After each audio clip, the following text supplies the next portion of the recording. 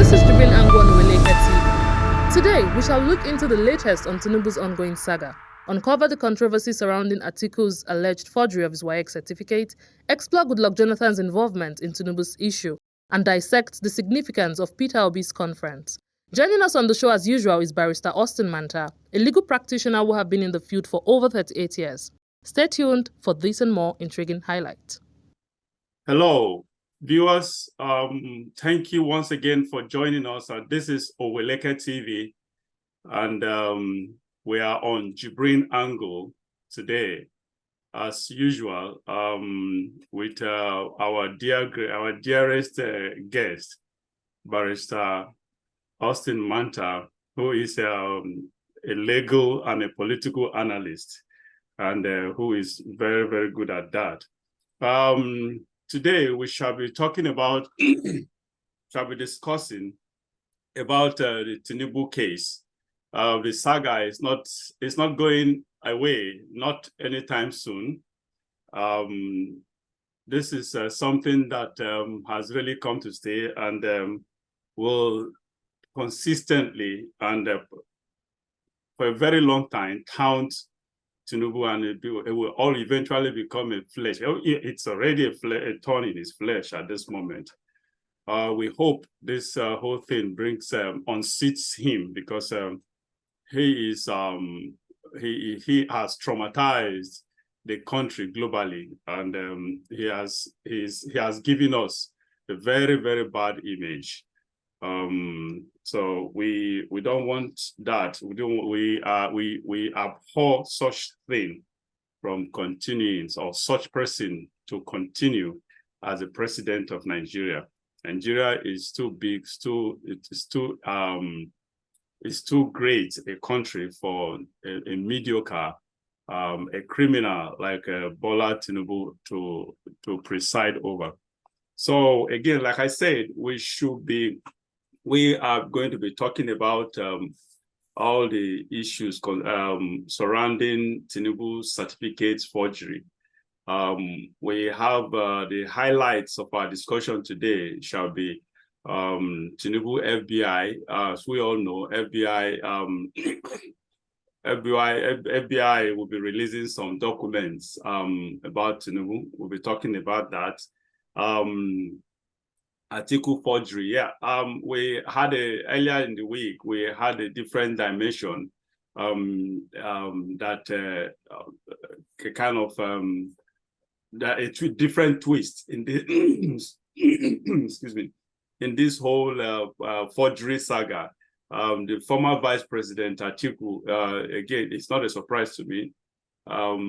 Atiku is also at this moment alleged to have forged his own WAEC certificate.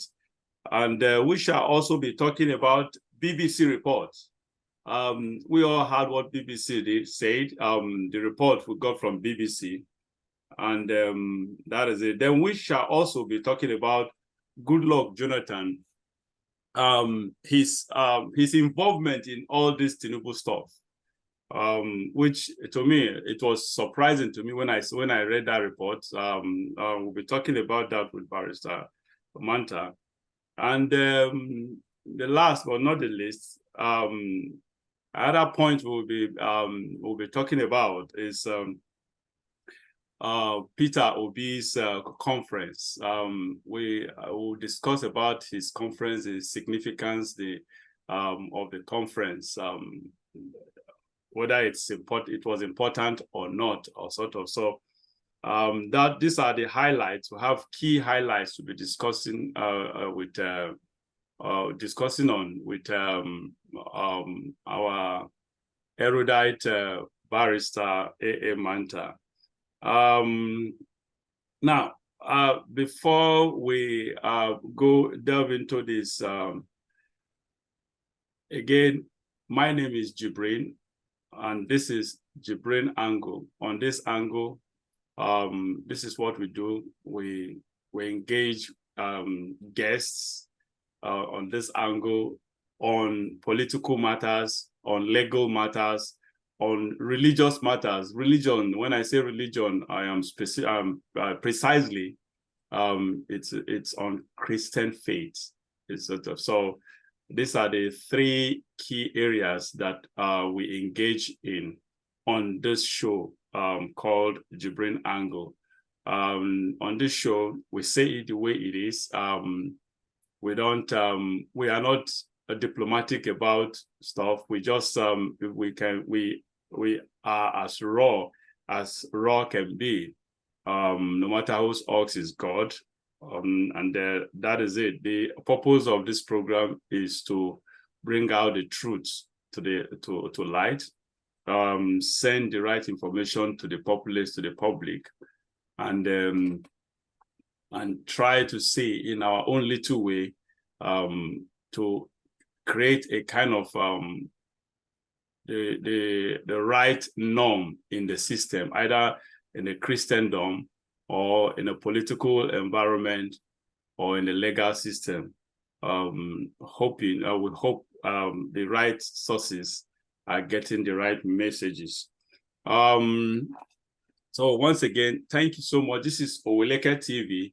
You can always reach us at Oweleketv on all social media, Facebook, Instagram, X, formerly known as Twitter, and on our major channel, which is YouTube. You can reach us at Oweleketv, and our website is www.oweleketv. So join us whenever. Subscribe to our channels.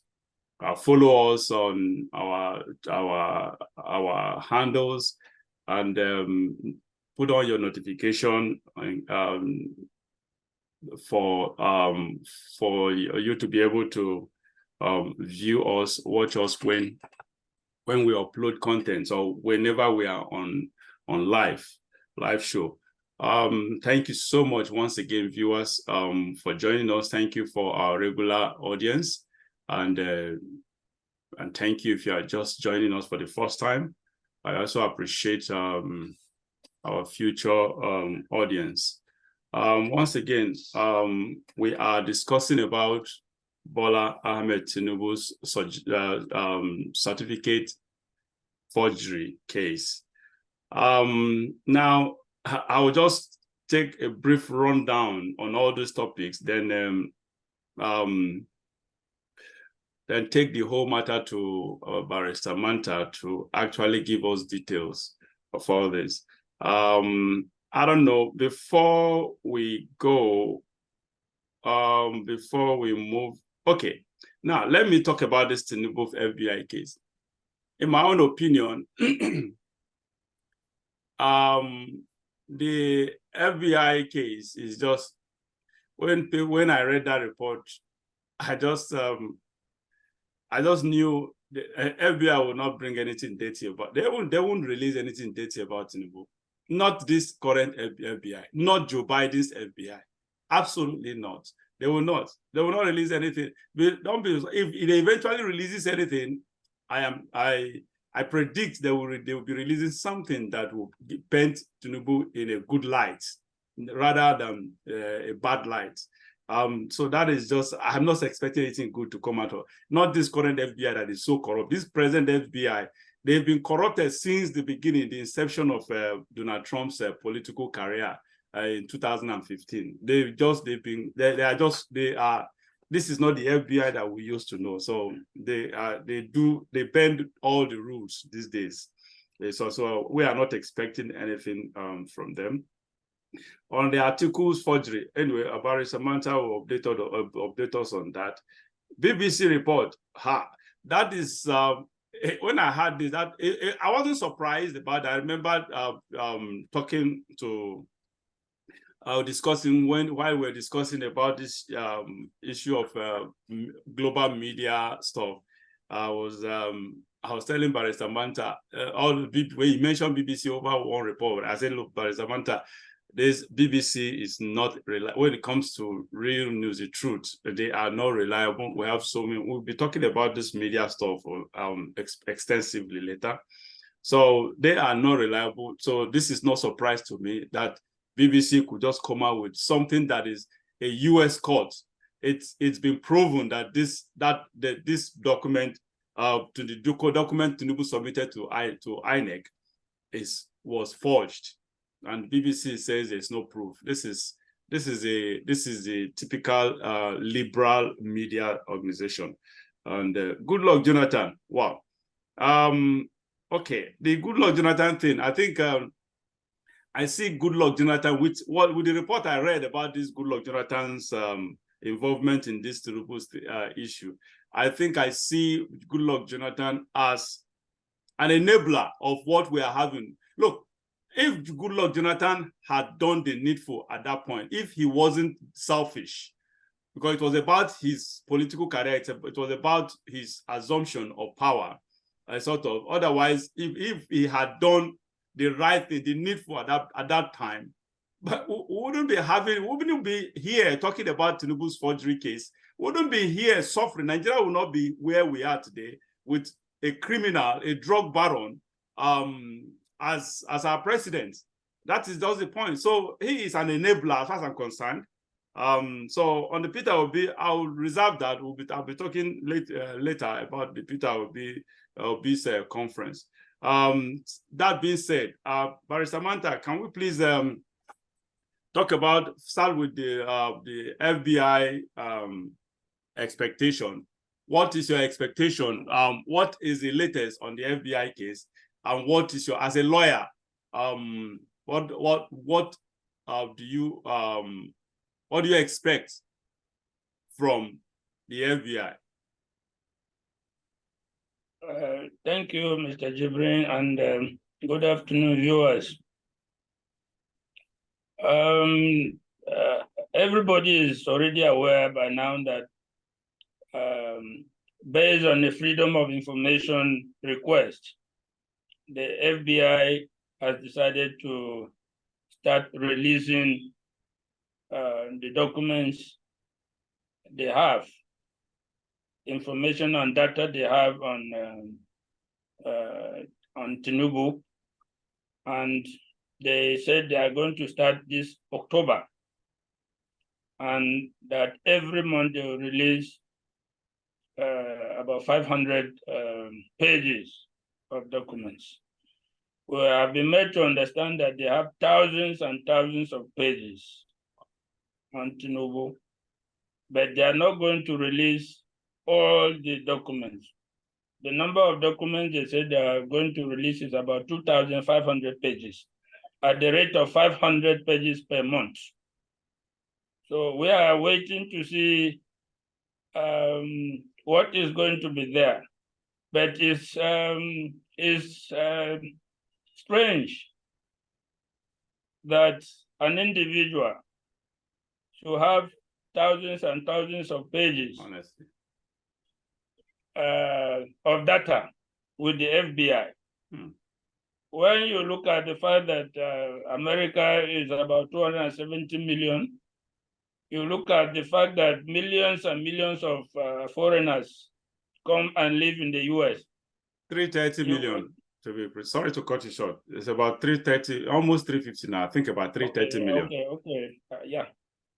When you look at the number of American citizens and the foreigners that come from different countries that live there, it's either the FBI has a file and data on everybody, or they have a file and data on people who are of interest to the FBI. And you cannot be of interest to the FBI except there is something worthwhile.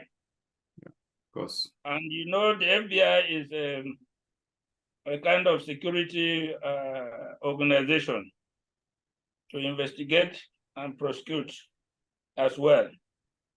So when you think of them having that number of pages on an individual, you begin to wonder what is contained in those data. I will not speculate on what is there. We will just have to be patient and wait. October is almost at the corner. End of October is coming, and the first batch of the documents will be out.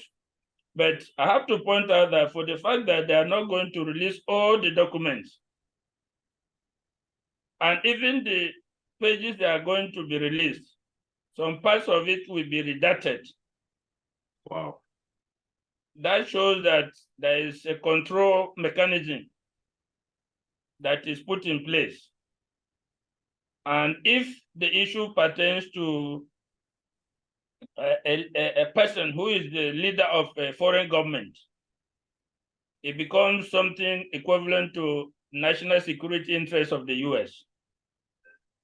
So based on the position of the government of the US at the particular time, in relation to that foreign government, that is the angle that you can see the way the documents or the data will be released.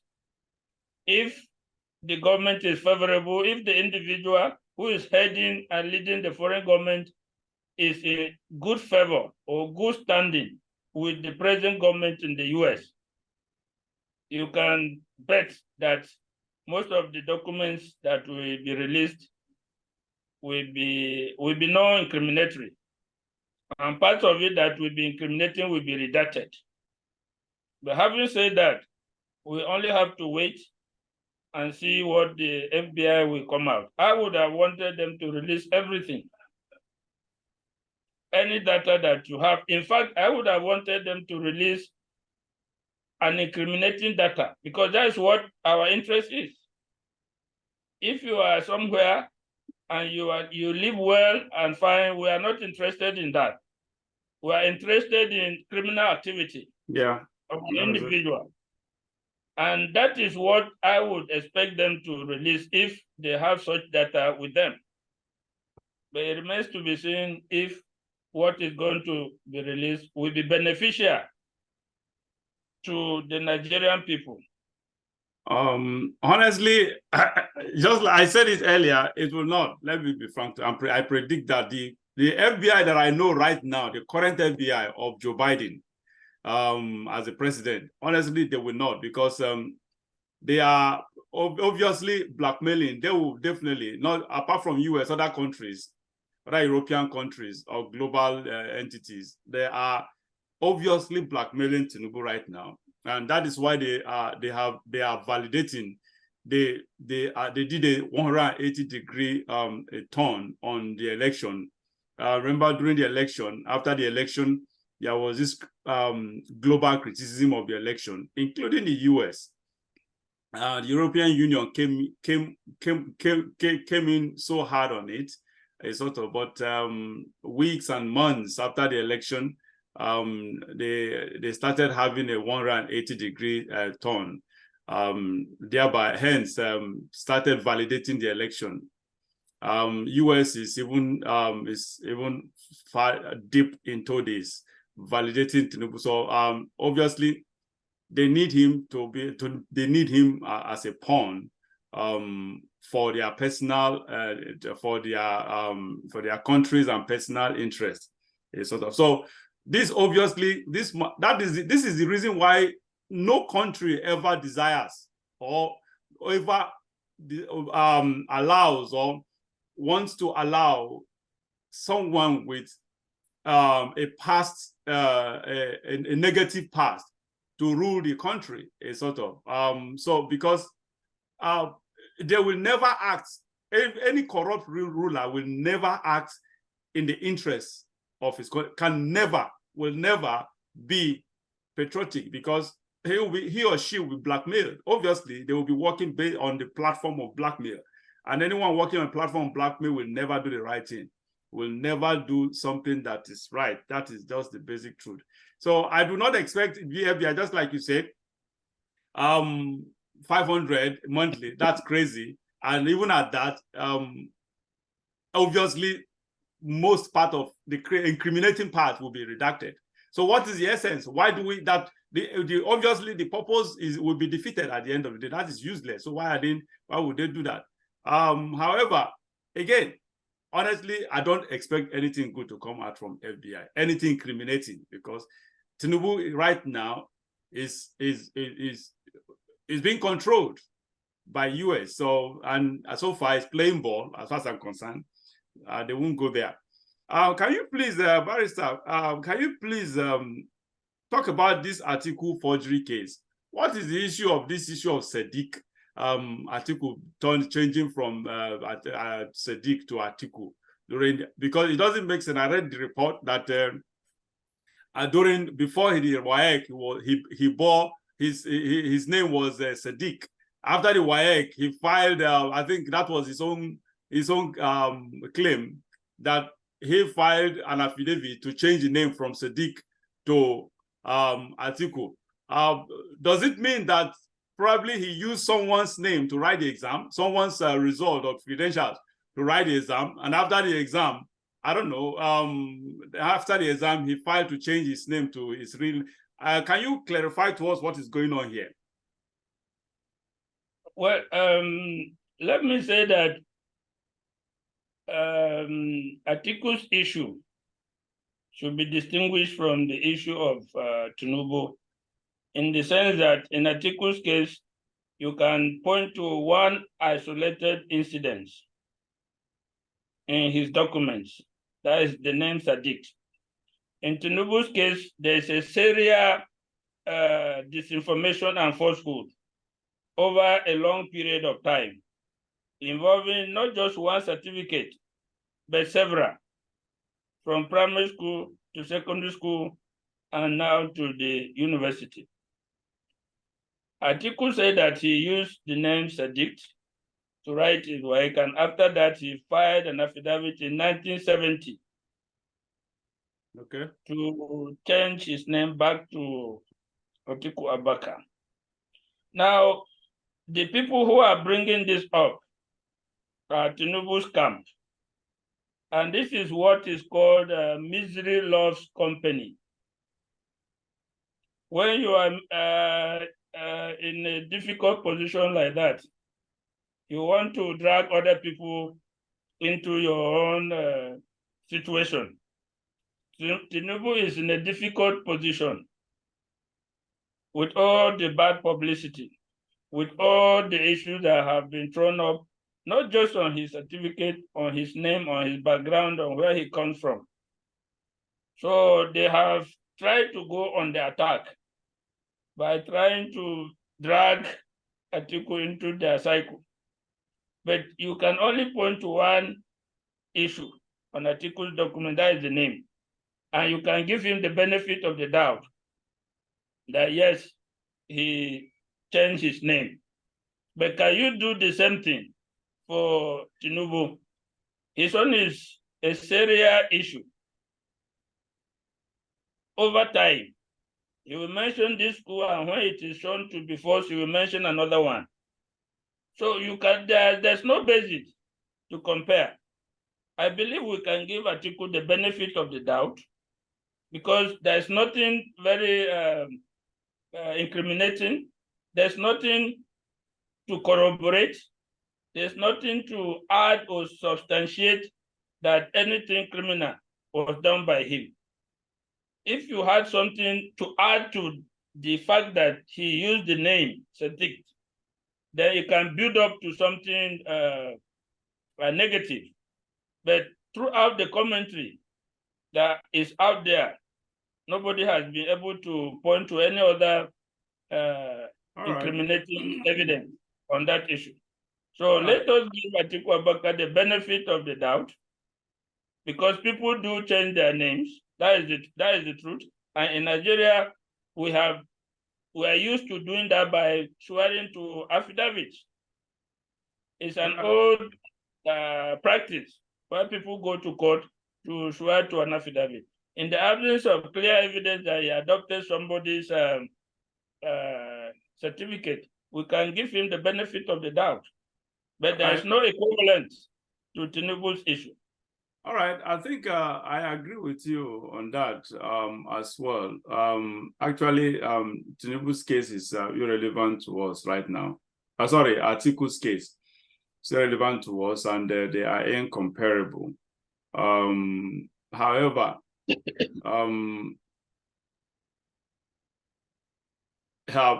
I don't know, he still needs to be investigated further. I agree with you also. People like, oh, we had this issue of change of name too, through affidavit and other thing. That's understandable. His case is actually understandable. However, but I think there is a smoking gun there. That does the truth. There is what do you call it, a lacuna, at least for something, at least for something that it should stimulate some investigation somehow, a kind of so that being said, let's move to the issue of BBC. Now, this BBC, when I had this report, like I said, I was shocked but not surprised, because this we like everybody, the evidence is in the public domain, for God's sake. So what can you please tell us what happened? Why did BBC? What do you think could be the result, the reason why BBC made this report? Well, first of all, I want to clarify the fact that the report from BBC was made by three persons. One of them was a former employee of TVC, which is owned by Tinubu. Oh, really? Out of the three, yes, out of the three people who co-authored that report is in the nature of what we call fact checkers. The three of them set out to, of course, under the auspices of BBC, to do a fact check on the Tinubu issue, and came up with that report, which the BBC aired and broadcasted. But even from there, you can see that out of them, one of them has a connection to Tinubu, in the sense that he was formerly an employee of an organization that is owned by Tinubu. That itself should cast some doubt on the veracity of the report. And for an organization like the BBC, you know, the issue has now been taken to the Supreme Court. For an organization like the BBC to come out with a supposed fact check now is a bit suspicious in my own thinking. Why now? And why the obvious overlooking clear attempts to overlook some facts and details that are incontrovertible? How do you say or come to the conclusion that Tinubu did not submit a forged document to INEC? Now, the INEC certificate that Tinubu submitted, where did it emanate from? Certainly, it did not emanate from Chicago State University. That is the first issue. The registrar on his statement on oath said that Tinubu never collected his certificate. So if he didn't collect his certificate, what certificate did he present to INEC purporting to be from Chicago State University? That's the first issue. And, excuse me, he further went on to make an allusion that there was an application for a replacement certificate. Now, if you did not collect the original certificate, there is no issue of a replacement certificate. You understand what I'm saying? Absolutely. If he did not collect the original certificate, it's supposed to remain with in the archives of Chicago State University. Whenever he works, they will collect it. There will be no issue of replacement. Yeah. Mm-hmm. Then, if you recall, in Chatham House in 2022, Tinubu made it clear that he lost his original certificate, but that he has now gotten a replacement certificate from Chicago State University. He even said, I can confidently report to you that I have got a replacement. I'm just trying to quote him. Yeah. I've got a replacement certificate. Now, it turns out that he did not collect the original certificate, so he could not have lost it. I remember he said he lost documents when he fled Nigeria in the aftermath of the Nadeko struggle, and they ransacked his house and his documents were lost. That has always been his statement. But the point is, if you did not collect a document, you cannot lose it. That is it. That's the point. And these people were very clear that he never collected the document. So that is also a form of a blatant lie. Even the replacement certificate was not collected. So the registrar alluded to the fact that any certificate that Tinubu had may have been made by a third-party vendor.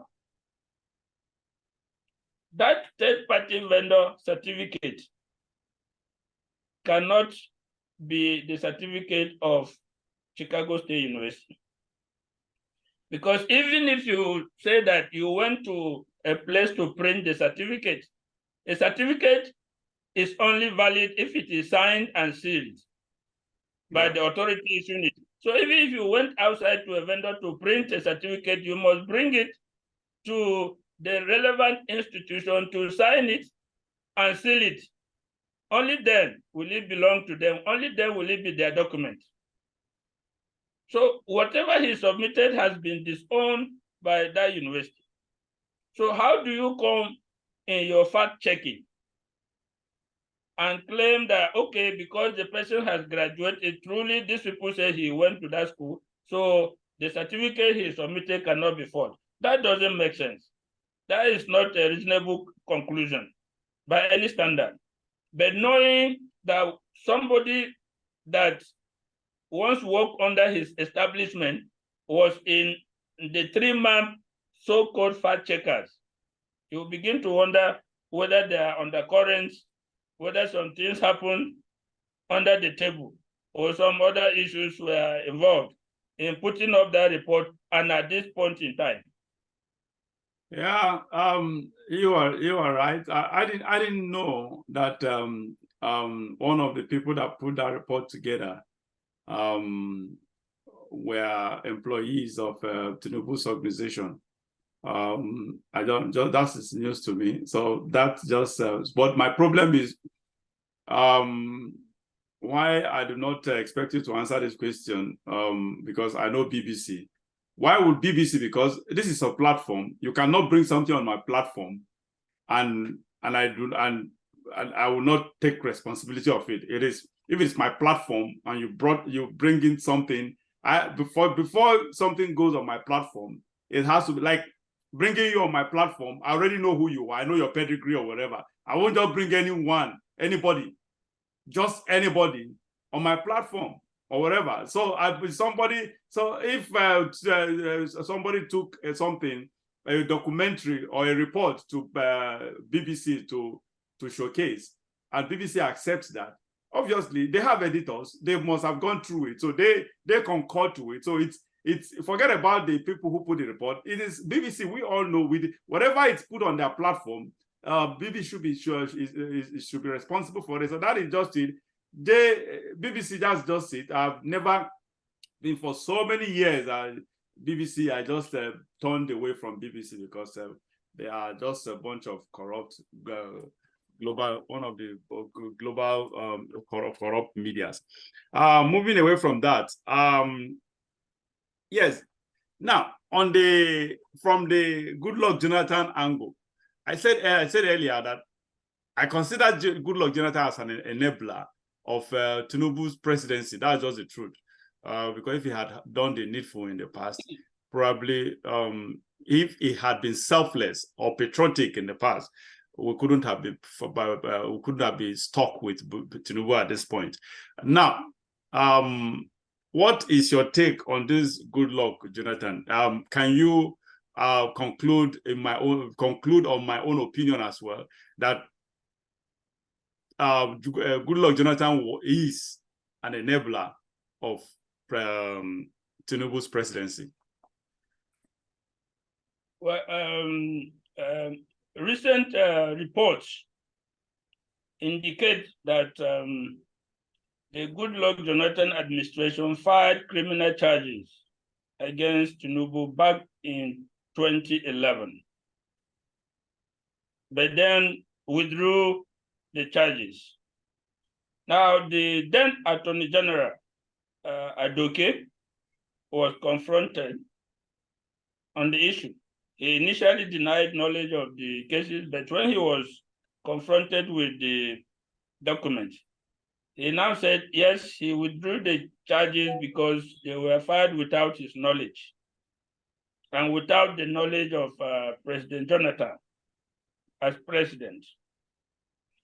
But the curious thing is that after the withdrawal of the charges, Tinubu now put his resources and influence to support Jonathan's election in 2011. So we can surmise that there was a back and forth, a give and take between them at that time. That look, support us, we will withdraw the charges that have been filed against you. And remember, on this platform, I've spoken about the fact that Chief Gani, the late Chief Gani Fawe had dragged the matter all the way to Supreme Court for Tinubu to be prosecuted. The Supreme Court at that time held that even though he was a sitting governor, he could still be investigated and prosecuted after his tenure. Now, he finished his tenure in 2007. Gani died in 2009. And then within a short time, in that time, Jonathan became president. And then the charges were filed.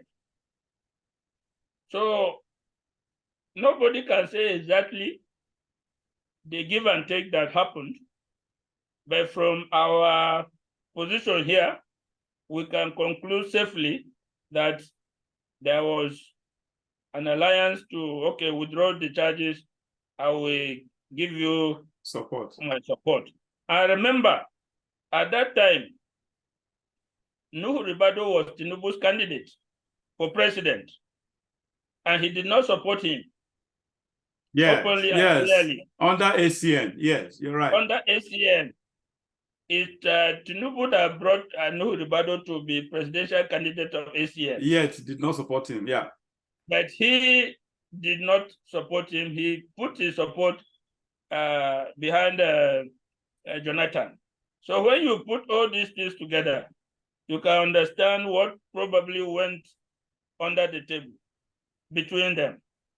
So to that extent, you can say that Goodluck Jonathan enabled the perpetuation of this negative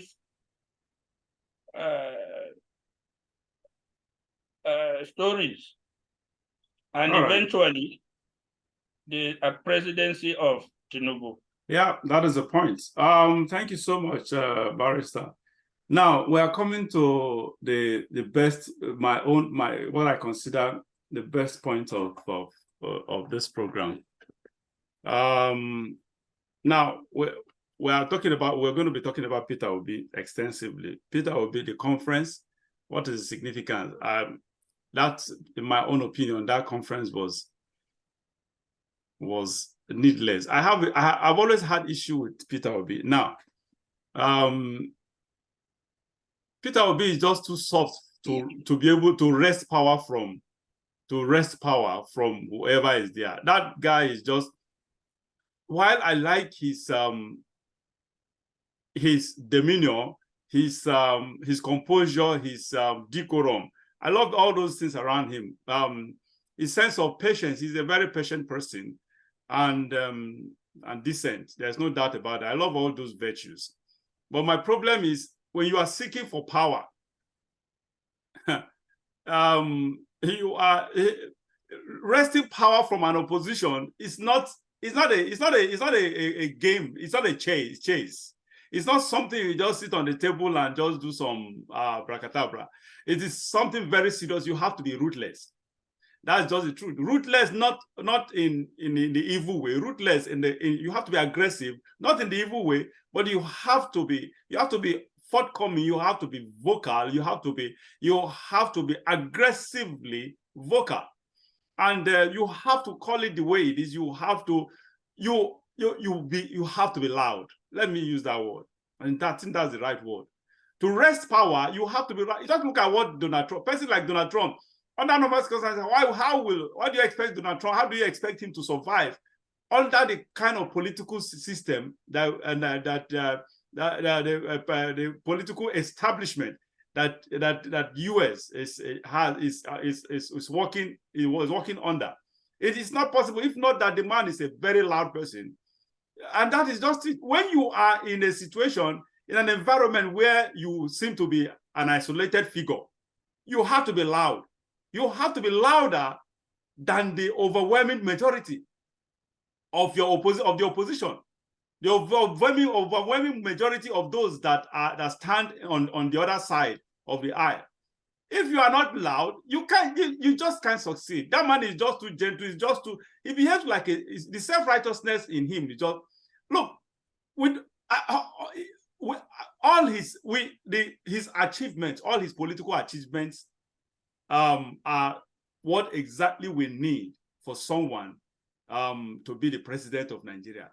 However, the gentle side of him is not what Nigeria needs at this moment. Nigeria needs a very aggressive person, not physically aggressive, but verbally, mentally, psychologically aggressive. Somebody that is forthcoming, somebody that is loud, very, very loud. Because the system, if Peter Obi had all these qualities that I just mentioned, honestly, 2015, 2023 presidential election couldn't have gone this way. The guy is just too gentle. You have to go on offensive. Honestly, that's my problem. That has always been my problem with Peter Obi. He's a very good, he's best candidate Nigeria deserves at this needs and deserves at this point. But he is too, I don't know, he's always on the defensive. That is not so. It ought not to be so. He allowed the corrupt, the criminals to go on the offensive, always be on the offensive. And that is the mistake. That's the mistake he's making. He's supposed to be on the, if he had been on the offensive all these months, probably for the past 1 year, he could have, honestly, he could have bulldozed his way. Not really bulldozed. He could have, at least, he could have been ushered in as he would have won the election. That's the point, sort of. So, what is your take on this? Because this conference of a thing is just useless. I watched his, I listened to him, and I asked myself, what is the point of for this? There's basically no point for this. Please, can you you have to understand that, number one, if you are going to operate within a particular system, you have to know the whys of that system. Peter Obi is operating in the Nigerian political environment. Apparently, he had his own calculations. Going into the elections, it was suggested, and justifiably so, that the next group in Nigeria to produce the president would be the Southeast, the Igbos in particular. I remember he came out of PDP. I remember again in 2019, he ran with Atiku as his vice presidential candidate. Now, coming into the 2023 election, he saw clearly that the party, the PDP, were not ready to cede the presidency to the Southeast, which justifiably they ought to, because we say that Nigeria sits on a tripod of the three biggest tribes, the Hausas, the Yorubas, and the Igbos. And both of them have already ruled. So it was expected, it was right to expect that the next president should come from the Southeast. So he came out of PDP with that in mind, knowing that the PDP would not give him the platform to contest. But I believe that he even surpassed himself. I believe he did not anticipate the obedient movement that came. He did not factor or believe that he will achieve so much success, that he will have almost a revolutionary movement behind him of youth that will form the obedient, transform into what is now known as the obedient movement. Now, the movement was there. Now, sorry to cut you short. Now, this is my point. Sorry to cut you short, Barrister. This is my point. Now, you left PDP, never anticipated this boom in your political career. And the next thing, there's this obedient movement that to me, I consider it an eruption of his political career. And there's this eruption of support for your campaign. What I expected is for you to go with that, with that spirit, move along. Look, for your followers or your supporters, your so-called obedient movement has been, was and still has been so aggressive, so loud, that what is the least that was expected of you as a candidate was to flow with the tempo, to flow with the spirit.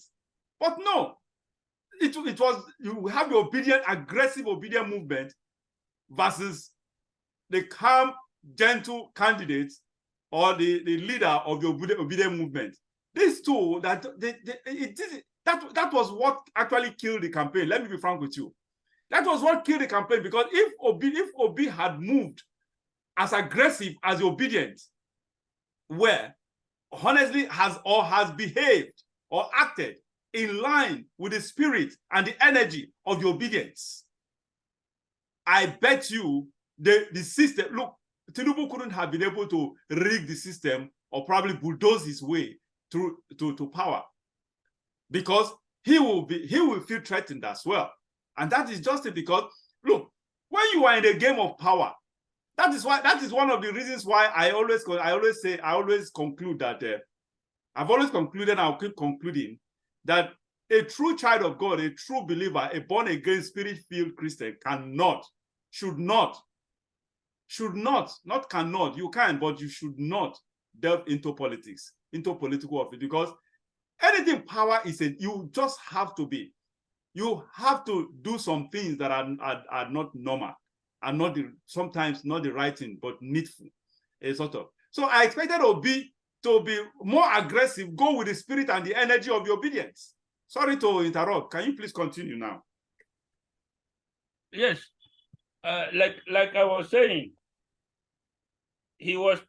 I'm sure he must have been taken up by surprise by the eruption of the obedient movement. But you still have to come down. If that movement was going to propel him to power, in many countries, that movement alone could propel him to power. But in Nigeria, you still have to come down to the basic factors that make people vote in Nigeria. We have not cast away our ethnic and religious proclivities. In the situation where you had a Yoruba candidate, in as much as he was disabled morally, it is not much of a factor among a lot of Yoruba people. So the obedient movement came, but between the time they came and the election, I believe the time was too short for them to prepare him to the presidency. And don't forget, the man that he was challenging, Tinubu, for instance, had been there, had been organizing himself, had been spending humongous amounts of money. For several years. And in Nigerian politics, money is a key factor. And again, you see, Obi will not spend money. He cannot spend money in politics. So and now let's go back to what I said. If you want, they say if you are in Rome, do as the Romans. As far as this fraudulent democratic system exists in Nigeria, if you want to win election within the system, you have to behave as they do here to win it. If you use other standards, you will not be able to. You have to behave within the context of the Nigerian politics to win. You see, the obedient movement, they lost track of propaganda. They gave the propaganda away to their opponents. And then the opponents projected the obedient movement as an Igbo movement. And that automatically disassociated other sectors of the country, like the North and even parts of the South. A lot of people here in the North felt that it was an Igbo movement. And that alone, not that it's even bad if it is an Igbo, because we are all together in the same country. And why not them? But that is not the thinking of people in Nigeria. Once you are not from their tribe, you are not from their ethnic or religious background, already you are more or less like an enemy, or somebody not to be trusted with power. So when the obedient movement came, truly a lot of the obedients were from the Southeast. Even outside the Southeast, you can track that most of them were Igbos. It failed to transform into a national movement. But again, a lot of people from other sections, like the North Central, they also keyed into the movement. That's why you see Obi winning in places like Plateau, in places like Nasarawa State, and others, which are in the North Central. But for the fact that they didn't have enough time and they did not transform the movement into a national movement, it became disadvantageous for them. All right. Now there is this legal question that I have for you, because it just clicked. It just clicked in me that there could be a pathway for Peter Obi presidency legally. Now, we have Atiku's case over forgery, concerning forgery against Bola Tinubu. Let's even assume, no one is expecting anything, the Supreme Court to rule against Bola Tinubu, but let's even assume. I'm trying to see if Peter Obi has a pathway to becoming president without an election, without another election. Now, we have a case where, we have a case right now against Bola Tinubu on forgery at the Supreme Court. Let's assume the Supreme Court comes up and actually accepted that case. Okay, I don't know if they have accepted it, but accepted the additional evidence and actually rules against Tinubu and unseat him legally. Then it comes to, obviously, by the law, electoral law, by default, Atiku assumes that because he is a second person, second position, second runner-up.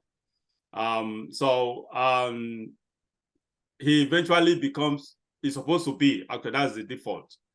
He's supposed to be the president, assume the presidency. But this case of,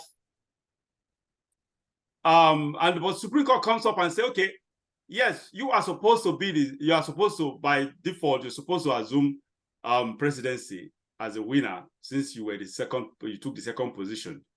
But however, you cannot assume because the 25% in Abuja, Atiku didn't achieve that. So the only person that got that was Peter Obi, who achieved that 25%, I think about 60-something% of the Abuja vote. So by this, therefore, you cannot, because you failed. That is, if so eventually Supreme Court nullifies the appeal court's judgments of conclusion on the Abuja 25% requirement. And obviously, Atiku loses on that premise, and the next person in line is Peter Obi. Is that not a possible pathway for Peter Obi to become president without another election? No, honestly speaking, I cannot see a pathway to Peter Obi becoming president from your analogy. The reason is that, as you said, in the unlikely event that Tinubu is disqualified, we go back, we take it that the votes cast for him have been wasted. Yes. So we go back and see the votes scored by Atiku Abubakar. Yes. And say, did you achieve 1/4 of the vote cast in 2/3 of the states of the Federation and the FCT? If you didn't, you cannot be declared. Yeah. Even though you came ahead, even you understand. Yes. Now, assuming he has scored 1/4 of the votes in 2/3 of the states of the Federation, which he didn't. Yes. And did not score in the FCT. And then the Supreme Court will say, well, you did not get the 2/3 in the 1/4 of votes in the FCT. But that will not lead to the person who got the 1/4 in the FCT to be returned. Because that person in the first place did Obi win majority of votes, assuming Tinubu's vote is removed. He didn't. Did he win 1/4 of the votes in 2/3 of the states of the Federation and the FCT? He didn't. He won in the FCT, but he did not win 1/4 in 2/3 of the states. Remember that. Yeah. So that is the problem. The highest that can be done will be a runoff. Assuming Tinubu was disqualified, there will have to be a runoff between Atiku Abubakar and Peter Obi. So basically, none of them. So legally, on ground. Legally, whichever way it goes. On this platform, I've told you that if they have demonstrated that if Atiku Abubakar had demonstrated from the tally of the votes that he called majority of lawful votes, that would be the first starting point. If Peter Obi had demonstrated from the tally of the votes that he scored majority of the lawful votes, that would be a good step for him. So now the point you have made now means that whichever way it goes, Peter Obi cannot, even when either by by-election or by any other means. So there is just no way Peter Obi cannot contest on the by. Of course, that is obvious. No. What I'm trying to say, get me right. If there is a runoff election, yes, there are no more conditions. The person with the highest votes, even by 1 vote. Yeah, but what I'm saying is the runoff, Peter Obi will not be involved, right? That's what legally. So whichever way, Peter Obi will no longer be involved. We are assuming that Tinubu has been disqualified by the Supreme Court. Yes. If he's disqualified and there's going to be a runoff, okay, so between Atiku and Peter Obi, all right, as the 2 highest candidates. Okay. And whoever emerges with the highest vote, even by 1 vote, will be returned as the elected president. Okay. Yeah, that is clear enough. Honestly, this saddens me because honestly, I was eager to actually get this your opinion on this. I thought that this could be a pathway for Peter Obi to become the president without any further election. Sort of. So anyway, it's a bad news to us because honestly, we can't continue this way. Nigerians need to really rise up to the occasion. We really need to, because we Nigerians, we love ourselves too much. We may be suffering, yet we don't. They say an angry man, a hungry man is an angry man. When it comes to Nigerians, it's not like that. It doesn't apply. Because the truth is, we are hungry, but we're not angry to the extent of revolting, of coming out to take our destinies into our own hands or whatever. So I don't know. Honestly, Nigerians are, I don't know, we are the most tolerating people I have ever seen in this world, in my life. Honestly, I don't know. I have been to several climes. Look, what Nigerians have tolerated for over 50 years now, some countries wouldn't tolerate 1/4 of it. And you just experience eruption in the system. But Nigeria, we keep receiving beating and beating. Our political leaders, corrupt leaders, criminals keep beating us. Let me come in there. Yes. The reason for that, the reason for the fact that we have become, Nigerians are docile, Nigerians cannot rise up. Yes. Is because we don't have a nation. We only call Nigeria, but we have not built a nation. So once you do not have a nation, everybody clings to his ethnic, religious, and geopolitical sector. But if we had a Nigerian nation where we all believe this is truly our country and the interest of Nigeria is the best for everybody, people can rise up. But in the current circumstance, everybody talks of North. People talk of Southeast. No, Barrister. Yes, but Barrister, the truth is, those divisions are more important to Nigerian people than the Nigerian nation. But hold on. That is the point. That is how because we are myopic. That's because we are shallow-minded, because we see what is happening now. We experience it. The Muslim, look, poverty does not know religion. Poverty does not know tribe. Poverty does not know region. All poverty knows is human beings. And that is just it. Poverty attacks people without regard to where you are, who you are, what you are, where you are coming from, or where you came from.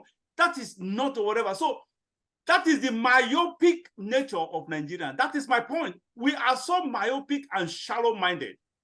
Because why would someone, a politician, because he needs power at all costs, come and sell an idea to me? Hey, this person is doing this because he's a Christian. This person has done this before because he's a Muslim. Or this person has done it because he is an Igbo man, or a Hausa man, or a Yoruba man, or a Tiv or a Doma man, or whatever. He has done this. And I buy into that silly and nonsensical idea. When it is me that is suffering, a sort of. So honestly, it's really what you've just said. Actually, still, in fact, it validates my point. We are myopic and so shallow-minded. That's the point. We behave as people who are not exposed, who are not learned, who are not civilized. Yes, we have so many of us who are uncivilized, but in this present age and time of internet, we have even the illiterates on social media. We have illiterates with social media interpretation of different English to different languages. Everybody can virtually read and listen and hear on social media of various things that are happening. There are so many ways we can get information. People are being informed, yet because they get beclouded by their sense of myopism, by their sense of shallow-mindedness. That is my point. Well, let me add that the foundation of what we are today was laid by our founding fathers. You find many people trying to celebrate our founding. I do not celebrate them. They are the cause of Nigeria's problem. Absolutely. They had no foresight. I agree our with you. Ahmadu Bello, our Zigs, they did not have foresight to build a nation. They were building their ethnic and geopolitical enclaves. No, Barrister, sorry to interrupt you. Honestly, on this point again, I disagree with you that they did not have foresight. They had foresight. They knew what they did. They were cynical and mischievous with their plans and aims. That is just the truth. Ahmadu Bello knew what he did. Like people like Awolowo or whatever. Is it Awolowo? Who is the Yoruba person? The top president? My God. No, not Awolowo. Yes, Awolowo. Awolowo is the Yoruba representative then. Yes. So Awolowo knew what. Okay, Awolowo was. Look, the three of them. He wasn't even. He wasn't a Nigerian. What he did was he literally fought for the Yorubas, just like Ahmed Bello did. It was only Zik who did not actually. Zik can be. Why he was not okay. I can agree with you on when it comes to Zik that he was not. He didn't have that projection, that foresight, because he basically was the only one who had a genuine intention for Nigeria, who wanted the true Nigeria as a nation. He was the one who is the tribalized, who can be actually said to be a pan-Nigerian, a sort of. But you see Awolowo, you see Ahmadu Bello, they all fought for their regions. And especially Ahmadu Bello, he knew. No, they had foresight. The foresight they had was segregational and sectional foresight. That is what they had to support, to prop up their regions. Especially Ahmadu Bello, he did all he did. Everything was laid. The whole foundation was laid.